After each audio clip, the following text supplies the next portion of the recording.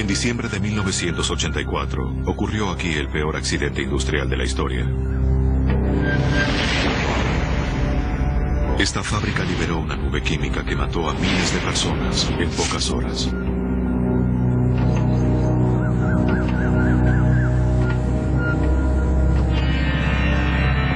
El accidente ocurrió a causa de una reacción química ocurrida en este tanque.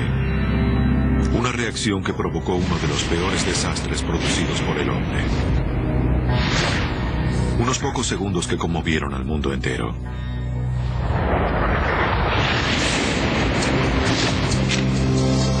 Los accidentes no ocurren porque sí. Son el resultado de una serie de acontecimientos vinculados por el tiempo.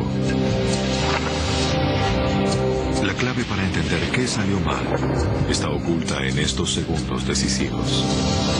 Segundos decisivos. El desastre de Bhopal.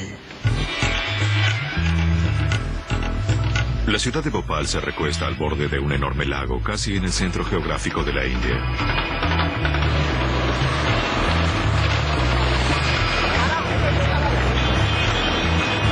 Es la capital de la región y crece a un ritmo sorprendente. Su población se acerca al 1,5 millones de habitantes. Es una ciudad atareada, bulliciosa y vibrante.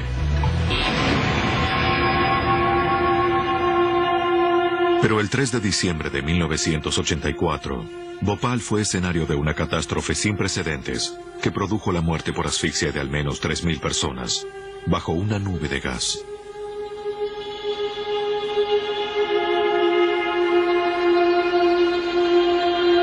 Esa noche, otras decenas de miles sobrevivieron solo para verse privados de su salud y su medio de vida, en medio de demandas por daños e interminables batallas legales.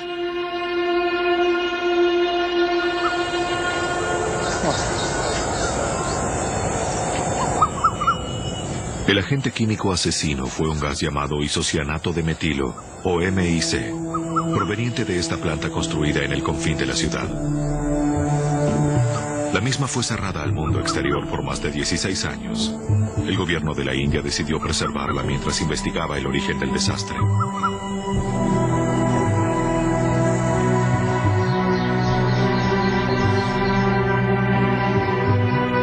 Quizá el artefacto más espantoso de esta fábrica sea el recipiente del cual se escapó el elemento tóxico, ahora desenterrado de su celda subterránea. El MIC fue liberado a causa de una reacción química imprevista e incontrolable. Con el fin de explicar lo sucedido, varios obreros de la fábrica aceptaron volver a visitar el lugar por primera vez desde aquella noche siniestra de diciembre de 1984. Entré en Junior Carbide en 1971. Aquí no había nada en ese entonces, salvo unas pocas plantas pequeñas. Para 1983 habíamos construido este complejo químico, uno de los más rentables y seguros de la India. Pero las normas de seguridad se fueron degenerando. A mí me mandaban de una sección a otra. Estaba en seguridad y fui transferido a mantenimiento, momento en el cual decidí renunciar. Cuando presenté la renuncia, advertí a los directivos que si no observaban las normas, estarían en líos, y eso es lo que sucedió un año más tarde. La fábrica, construida por Union Carbide, una compañía multinacional, producía pesticida. En la India este producto era de imperiosa necesidad, debido a que el país se esforzaba por satisfacer la creciente demanda de alimentos que imponía la explosión demográfica. El Sebin, así se llamaba el pesticida, actúa sobre el sistema nervioso de los insectos. En su producción intervienen varios productos químicos muy peligrosos. En aquella terrible noche de diciembre se perdió el control de esos químicos. La primera persona en advertir que algo andaba mal, algo que desencadenaría el peor accidente de la historia, fue un técnico llamado B.N. Singh. Esta era la sala de control. Se veía muy diferente de cuando era nueva. Miré el indicador de presión y vi que la aguja subió hasta más allá de la escala.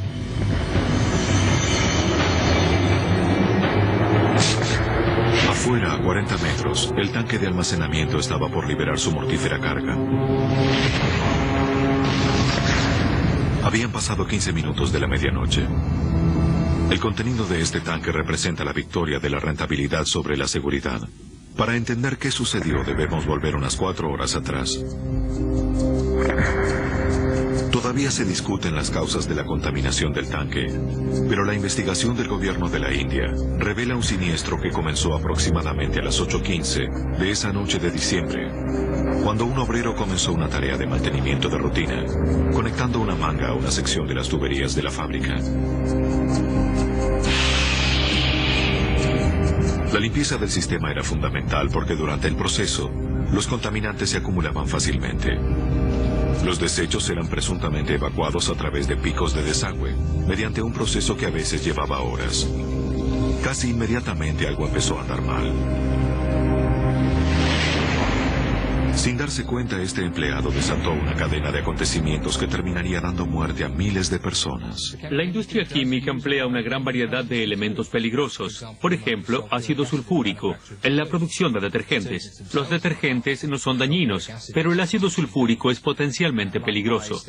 Asimismo, los productos que intervienen en la elaboración del champú, como el cianuro. Hay que tener cuidado con los procedimientos de este tipo. Es obvio que en Bhopal no lo tuvieron. El origen del desastre se halla en el proceso singular que Union Carbide eligió para fabricar el Sebin. La química se parece un poco a la cocina. Si queremos elaborar una molécula como la del Sebin, intentaremos comprar los ingredientes hechos. De ser posible, deberíamos evitar complicarnos con etapas intermedias. La molécula, el Sebin, está formada por esta parte que se puede comprar hecha. Lo más difícil es elaborar esta parte de arriba. El proceso que emplea Union Carbide en Bhopal comenzaba con la reacción de monóxido de carbono y cloro para producir fosgeno. El fosgeno es uno de los componentes elementales del isocianato de metilo, o MIC, que a su vez es componente del Sebin. 3 años antes, el fosgeno ya había provocado la muerte de un obrero, un anticipo de la catástrofe que se acercaba. En 1981, Ashraf Khan, empleado de mantenimiento, trabajaba aquí. Llevaba una máscara para respirar y solo un overol debajo de ella. Una salpicadura de fosgeno le humedeció el overol. Se asustó y salió corriendo hacia la ducha, hacia aquí. Vino hasta aquí, se quitó el overol. El fosgeno que había empapado su ropa se evaporó. Khan inhaló ese vapor y murió en el hospital días después.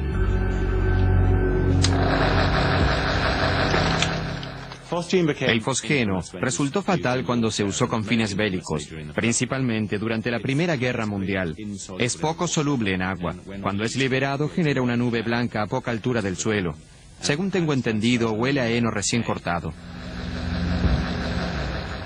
Debido a su poca solubilidad, al ser inhalado, no se absorbe en la parte superior del aparato respiratorio y llega al interior de los pulmones. Esta es una imagen del interior de los pulmones. El fosgeno daña estas membranas. Al inhalar fosgeno, estas membranas se destruyen y los pulmones se inundan de sangre. Mueres ahogado en tu propia sangre. Como el fosgeno era tan mortífero, la planta solo almacenaba la cantidad suficiente para la producción de un día. De esta manera, si ocurría un accidente, el peligro sería mínimo. Pero el fosgeno es apenas un ingrediente del gas que mataría a miles de personas.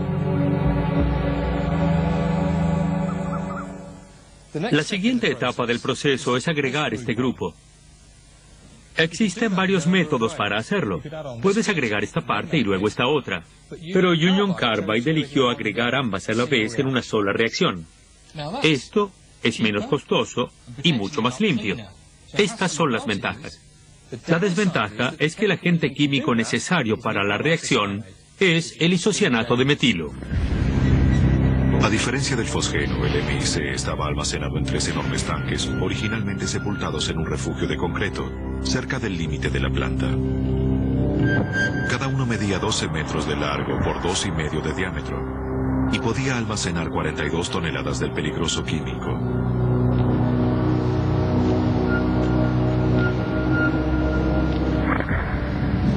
Mientras que el fosgeno era un conocido asesino y se almacenaba en pequeñas cantidades, las reservas de MIC eran tales que podían matar a miles de personas.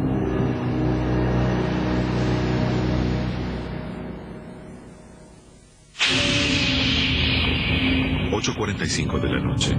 Las tuberías que el empleado estaba lavando comenzaron a obstruirse con la suciedad que arrastraba el agua. Los picos de desagüe se taparon y el agua comenzó a circular hacia las tuberías principales de la fábrica. El MIC es muy práctico. Permite producir moléculas que no se obtendrían fácilmente mediante otro reactivo. Es muy útil para el químico. Permite hacer cosas que no se podrían hacer de otra manera. Además, es reactivo. El proceso concluye rápido. No necesitamos demasiado tiempo y el proceso es quizá más limpio. Menos productos de desecho. Sin embargo, la reactividad tiene desventajas. Puede actuar en contacto con un sinnúmero de elementos. El agua, por ejemplo. Y aún peor, la gente. Es fundamental mantener el MIC fuera del contacto con el agua, porque si los dos líquidos se mezclan, quien esté cerca estará en grave peligro. El MIC es un gas muy irritante. Tiene dos propiedades físicas importantes que lo hacen muy peligroso. La primera es muy soluble en agua. La segunda es que se evapora o hierve casi a la misma temperatura del cuerpo. Esto implica que si inhalas MIC en concentraciones bajas, afectará primero aquellas partes del cuerpo que estén húmedas, que lo absorberán: los ojos, la boca, la garganta, las vías respiratorias superiores. Si la concentración es lo suficientemente alta, llegará hasta el sitio de los pulmones, en el cual el oxígeno es transferido a la sangre. El efecto es muy parecido al del fosgeno. Al dañar esa parte del pulmón, el suero de la sangre inunda los pulmones y se produce la muerte a causa de una especie de ahogo interno. El agua avanzaba por las tuberías, quedaba poco tiempo. La contaminación del tanque de MIC debió haberse evitado. Pero todas estas fallas tendrían las más horrendas consecuencias para los habitantes de Bhopal. Tóxico llamado isocianato de metilo reaccionaron al mezclarse con el agua y se evaporaron. Miles de habitantes de los suburbios que rodean la fábrica murieron asfixiados con gas, horrorosamente como los soldados de la Primera Guerra Mundial. El desastre se debió a una increíble combinación de circunstancias. Si cada una de estas hubiera ocurrido en forma individual, el accidente no habría ocurrido. Con respecto al diseño de plantas químicas, hay dos aspectos de la seguridad. El primero es diseñar la planta para que sea segura, y el segundo es hacerla funcionar con prudencia. En Bhopal, ambos aspectos eran deficientes. 3 horas antes de la catástrofe, durante una operación de limpieza, los primeros litros de agua entre varios centenares no pudieron salir a través del desagüe y avanzaron por la tubería principal que recorría toda la fábrica. Era imposible que el agua llegara demasiado lejos, pero el primer error ya había sido cometido. Existía un procedimiento de seguridad basado en el aislamiento de secciones del conducto antes de la limpieza. El mismo consistía en bloquear la tubería insertando un disco metálico llamado válvula de seguridad en la unión entre dos tubos y ajustando firmemente los tornillos. Increíblemente, en Bhopal, esta maniobra era pasada por alto con frecuencia. La instalación de una válvula de seguridad como esta llevaba unas 2 horas y había que utilizar trajes protectores, porque al quitar los tornillos de estos rebordes, había riesgo de salpicarse con algún químico. Si se hubiera colocado uno de estos discos metálicos en la tubería, es muy probable que esta catástrofe no habría ocurrido.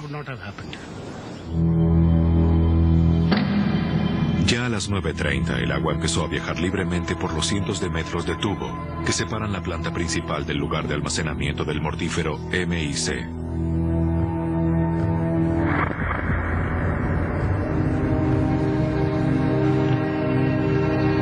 A esta altura el desastre aún podría haber sido evitado si los indicadores de la sala de control hubieran sido confiables. Cuando diseñaron e instalaron la planta, este instrumental quizás habrá sido lo más novedoso en la India. A lo largo de los años, la falta de mantenimiento ayudó a que el mismo indicara valores falsos de vez en cuando, lo cual tal vez hizo que los operadores no tomaran en serio su lectura.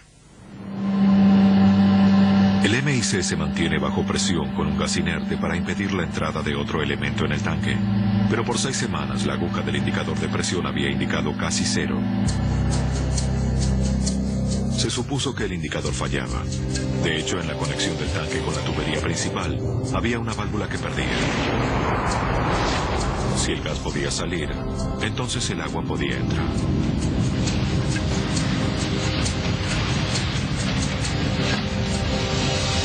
A las 10 de la noche aproximadamente ya se había iniciado la contaminación. La reacción del MIC y el agua genera, entre otras cosas, dióxido de carbono. También genera calor. El calor empieza a calentar la mezcla. Es lo que llamamos reacción exotérmica. Provocaré una reacción similar, con ambos químicos mucho menos peligrosos.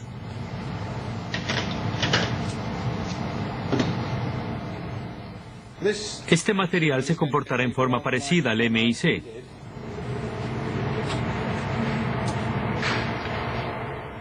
Lo que le estoy agregando es agua, como sucedió en ese tanque.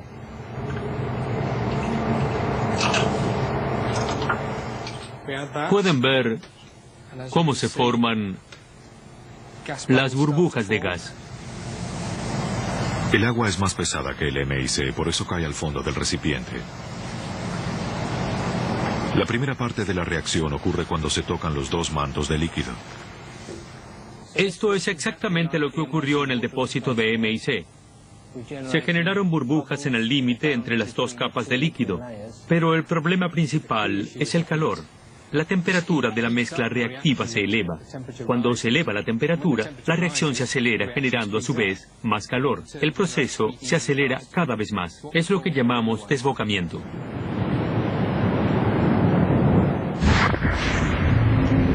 Aún con el tanque contaminado con agua se podría haber controlado la situación. El MIC debe mantenerse frío y los tanques estaban alojados en un refugio de concreto, lejos del calor severo del centro de la India. Había un sistema de refrigeración que se controlaba desde una planta construida para tal propósito. Los altos cargos, sin embargo, habían decidido desconectarlo. En la noche de la tragedia, esto no funcionaba. Dejó de funcionar en mayo del 84. El refrigerante fue eliminado y el sistema quedó inutilizado. La desconexión del refrigerador fue una locura. Estas reacciones exotérmicas descontroladas ocurren cuando se genera más calor del que se puede eliminar. El sistema de refrigeración fue instalado para quitar calor. Su desconexión hizo que el accidente fuera mucho más factible. Increíblemente, otro dispositivo de seguridad también fue pasado por alto, haciendo caso omiso de las mismas instrucciones de Union Carbide. Como ven, ahora la reacción es más intensa. Hay más burbujas. Algunas gotas de líquido salen del recipiente. Si esto ocurriera en escala industrial, ya estaríamos ante una situación de emergencia. En Bhopal había un dispositivo construido especialmente para tratar gases tóxicos, un aparato llamado catalizador.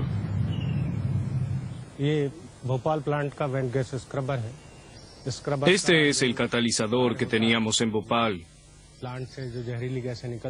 Neutraliza el gas tóxico antes de liberarlo a la atmósfera. Esa noche estaba desconectado por mantenimiento.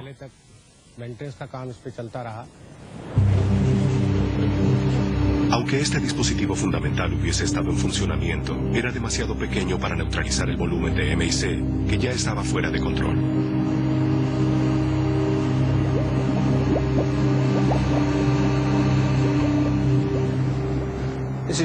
Ahora está borboteando violentamente. Como ven, se genera mucho gas. Por supuesto, en Bhopal esto era cientos de veces más grande. Ya no hay nada que se pueda hacer para frenar este proceso. El calor se genera tan rápido que en escala industrial es imposible eliminarlo a un ritmo suficiente como para detener la reacción. Es la peor pesadilla para el operador de una planta química. Es una catástrofe. Aquella noche, B.N. Singh estaba en la planta. Era su deber controlar el lugar donde había comenzado la limpieza de la tubería unas 4 horas antes. Para medianoche el agua había vuelto a salir por los picos de desagüe. Pero Singh notó que algo andaba mal. Faltaban pocos minutos para el desastre. Cuando llegué aquí, vi que el agua salía de los drenajes, pero me empezaron a arder los ojos. Esto era muy común en la fábrica, pero esa noche el dolor fue muy fuerte. Entonces corrí a la sala de control. Al llegar a la sala de control un minuto después, B.N. Singh vio la etapa final de un proceso químico que había estado en marcha desde hacía más de 2 horas.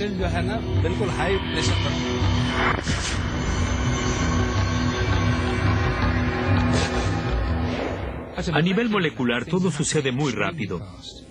Al llegar a determinada temperatura, se produce una segunda reacción, la trimerización. Esta convierte 3 moléculas de isocianato de metilo en una molécula estable y genera más calor.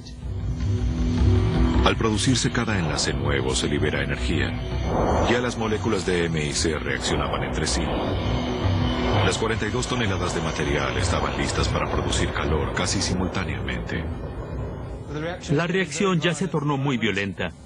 El líquido desborda el recipiente, se desprende mucho gas, las burbujas saltan. A esta altura, con el equipamiento que había en Bhopal, no se podía hacer absolutamente nada para salvar a la gente.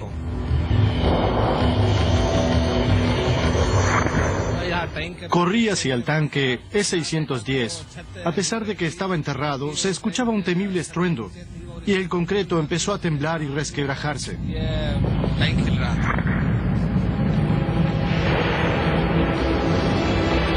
El tanque pudo haber explotado, pero resistió.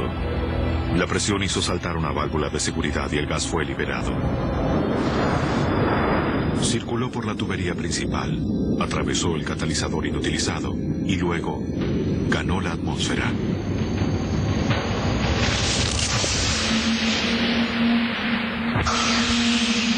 El viento sudeste lo desplazó y despejó la planta, pero cubrió la ciudad dormida.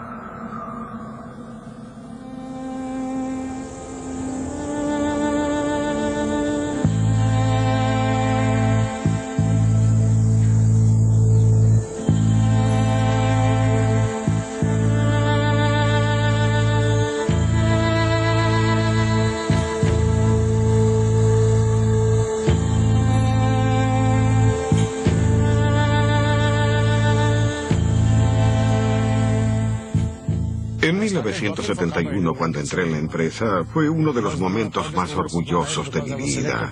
Había sido elegido para trabajar aquí. Pero tras la catástrofe, me siento avergonzado por haber formado parte de una firma que en la India no estuvo a la altura de su reputación.